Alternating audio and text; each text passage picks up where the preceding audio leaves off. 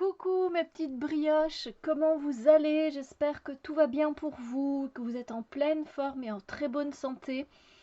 Et aujourd'hui, je viens vous présenter un oracle. C'est l'oracle des déesses d'Aurore Widmer et illustré par Marion Blanc. Et c'est aux éditions Contredire. Alors, j'aime beaucoup l'illustratrice Marion Blanc, en tout cas ce qu'elle fait déjà. J'aime beaucoup en fait les couleurs qu'elle utilise, j'aime beaucoup sa façon de dessiner. La boîte est magnifique.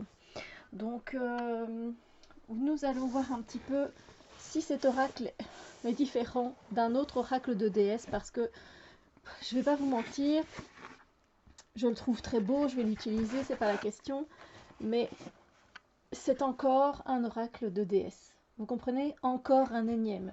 Dites-moi un petit peu combien d'oracles de déesse sont sortis en 2021. Je sais pas, il y en a au moins 5, au moins facilement 5. Et je vois qu'on continue cette année également.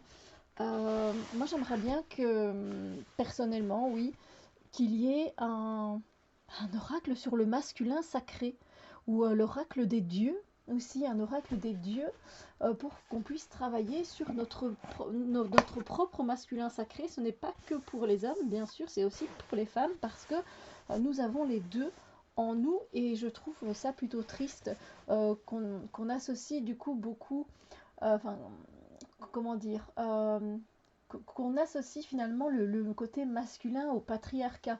Alors le patriarcat fait de gros dégâts, hein, je suis d'accord avec vous et on va pas en débattre, mais j'aimerais bien que le masculin sacré reprenne sa place correctement. Voilà, c'était la petite chose que je voulais dire et que j'en ai un peu marre de voir passer quand même des oracles sur les déesses. Voilà. Alors, néanmoins, il est très bien fait, il est très beau, il est très parlant, donc je viens vous le présenter bien sûr. Alors, l'oracle des déesses, nous avons le sommaire, la signification des cartes, voilà, etc. Et vous avez chaque déesse et vous pouvez retrouver avec la numérotation. Et on a une petite introduction, voilà, où on se retrouve dans l'univers des déesses. Voilà, avec des déesses qui vont nous permettre d'incarner la joie, la sérénité, voilà, de déployer nos ailes, etc. Donc c'est toujours un peu les mêmes choses qui reviennent de toute façon. Donc pourquoi les déesses?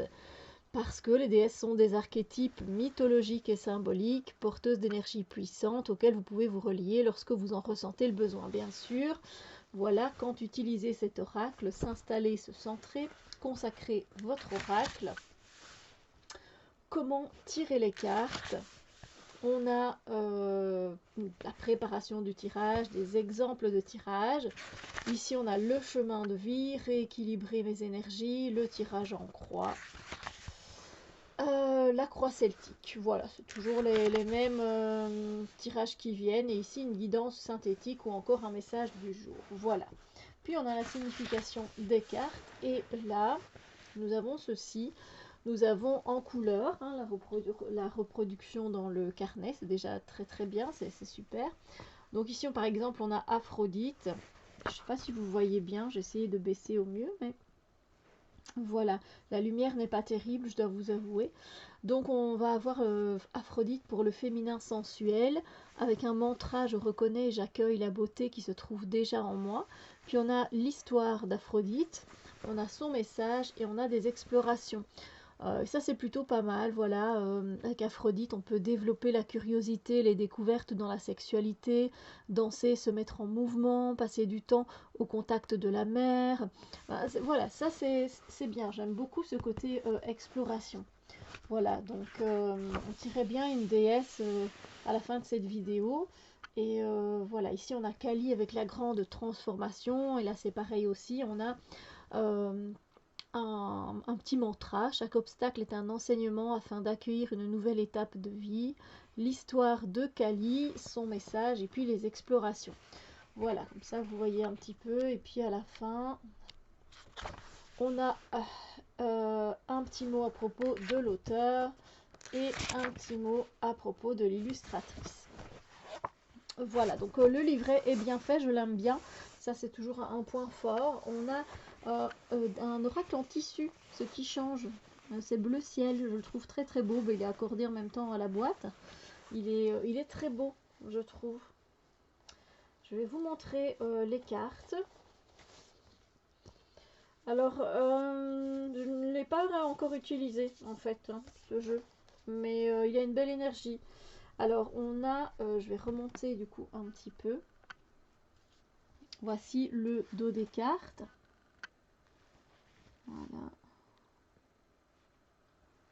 Il est vraiment très beau, trop féminin évidemment.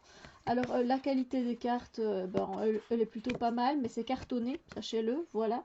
Donc voilà, et on a les tranches, elles sont quand même, on a les tranches dorées, et vous voyez qu'elles sont quand même bien grandes. Voilà, ça, vous avez une idée.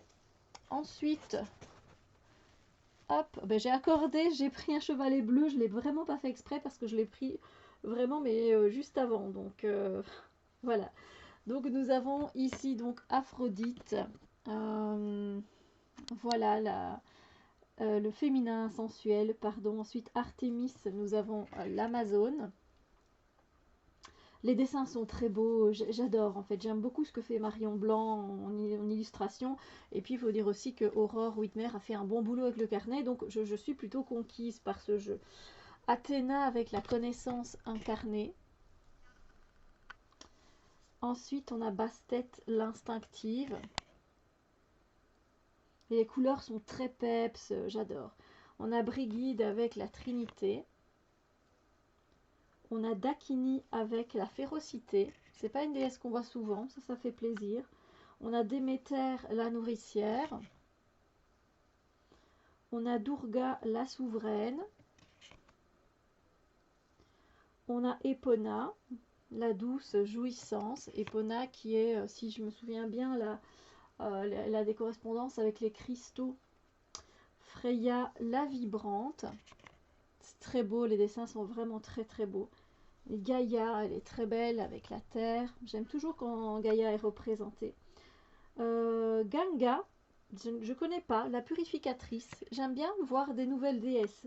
Si vous me faites un oracle des déesses, je parle au niveau des artistes, avec des déesses que je ne connais pas, eh bien je suis preneuse là.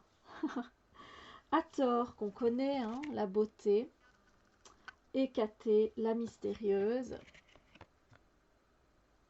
La croisée des chemins avec Hécatée. Iggy, la soignante, elle non plus, je ne connais pas, donc ça me fait vraiment plaisir qu'il y ait des déesses que je ne connais pas et donc je vais pouvoir un petit peu explorer et aller apprendre des choses. Nous avons Inanna, oh, son histoire, c'est la rebelle sacrée.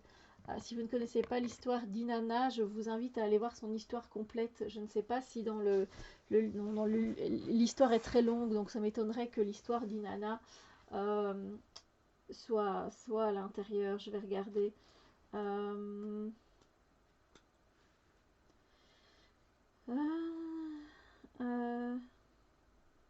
non, on n'explique pas son histoire.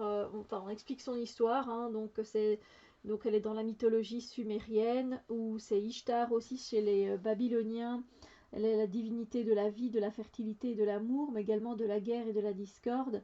Mais moi, je vous invite à aller voir Inanna et alors ça s'appelle pas comme ça, mais c'est Inanna et la descente aux enfers en fait, et ce que fait subir sa sœur en fait. Elle a une histoire avec sa sœur. Il y a beaucoup de symbolique derrière tout ça, et c'est très très puissant. Franchement, c'est très très puissant et très bouleversant comme histoire. Alors, Isis, Ischel, qui est la déesse préférée de mon amie Tara aux États-Unis. Izanami, elle, je la connais pas, c'est la gardienne des abysses. Ça, je suis contente, je suis contente. Junon, hein, connue, l'épouse divine. Kali, la grande transformation.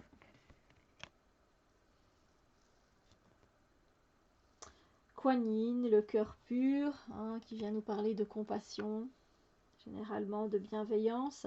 Lakshmi, l'abondance infinie. Lilith, la femme sauvage. Maat, la justesse sacrée. Mamakocha, l'abandon au cycle. Elle aussi, enfin, moi je connais, mais un peu moins. Nous avons Marie avec l'amour inconditionnel. Voilà. Alors ensuite, nous avons Nout pour la manifestation stellaire. Oshun qui est connue pour la richesse intérieure, et Oshun, elle est la déesse des rivières, des océans également. Ostara pour le renouveau. Les couleurs et les dessins sont tellement beaux. Parvati, le couple sacré. Pélé, qui est donc la passionnée, hein, qui a énormément, qui est la symbolique du volcan, hein, à Hawaï, par exemple. Perséphonée, la mort symbolique. Perséphonée. Sarasvati, la beauté des arts. Sekhmet, la force créatrice. Séléné, la lunaire. Un petit coucou à Séléné en passant. Sita, la dévotion. On ne la voit pas souvent non plus, Sita. Tara avec la paix intérieure, à savoir qu'il y a la Tara blanche et la Tara verte. Vesta, le retour au temple. Et on termine avec Yemanja, la juste fluidité, et elle aussi, je ne la connais pas. Donc voilà, ça fait quand même quelques déesses pour moi à explorer, quelques-unes, donc c'est toujours sympa, ça me fait plaisir. Et maintenant, on va faire un petit tirage, voilà. Alors, un petit tirage pour voir quelle est la déesse qui nous accompagne lorsqu'on est en train de regarder cette vidéo, moi lorsque je suis en train de faire cette vidéo. Voilà, on va voir un petit peu ce qu'on peut peut-être du coup aller explorer.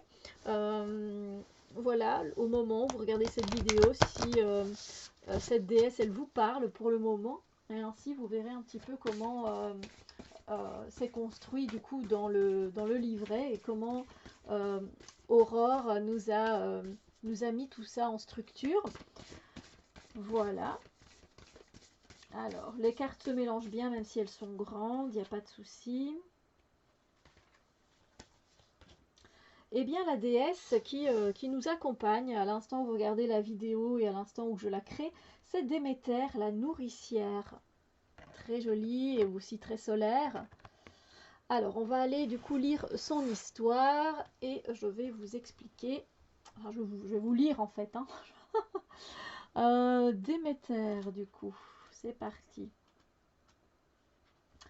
Alors, le petit mantra. Je prends soin de mes besoins et de ceux des autres avec justesse. Son histoire. Déméter signifie terre-mère. Elle est la déesse de l'agriculture et des moissons. Elle représente la terre cultivée et féconde. Elle facilite la germination et la pousse des plantes. Son mythe raconte que Zeus offrit en mariage leur fille Perséphone au dieu des enfers, Hadès.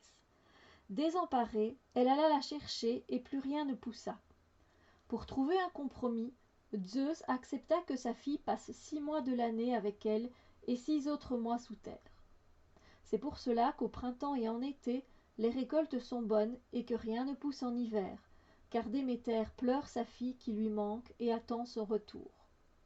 Ainsi, les saisons nous offrent la moitié d'une année fertile et le reste pour se régénérer et se préparer au cycle suivant. Son message. Si vous ne prenez pas le temps de vous ressourcer et de vous régénérer, il se peut que vous soyez épuisé au prochain cycle. Prendre soin des autres est tout aussi important que prendre soin de vous. Vous ne pouvez donner ce que vous ne possédez pas. Si vous niez trop souvent ce qui vous est nécessaire, l'enfant à l'intérieur de vous risque d'exploser de colère et de se couper de tout ce qui lui était bénéfique. L'heure est venue de cultiver l'amour que vous vous portez et votre autonomie afin d'être dans une véritable relation d'amour dans vos interactions. Et puis on a les explorations possibles, honorer ses besoins, se reposer, faire moins d'activités, observer ce qui prend le plus d'énergie, se connecter à son cycle intérieur, se nourrir de fruits et légumes, écouter les craintes dissimulées derrière l'hyperactivité, demander de l'aide et du soutien, extérioriser la frustration et la tristesse, prendre des feuilles de framboisier pour soutenir la fertilité. Donc voilà, je le trouve vraiment bien fait, je le trouve intéressant, je le trouve très beau. Voilà, c'est un oracle de plus, mais il est bien fait, bien sûr, donc je ne peux que lui accorder euh, toute ma bienveillance. Je suis quand même contente, évidemment, de l'avoir entre les mains, n'est-ce pas?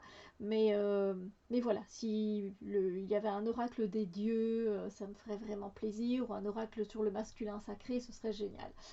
Sur ce, je vous fais plein de bisous lumineux et je vous dis à très bientôt pour d'autres vidéos.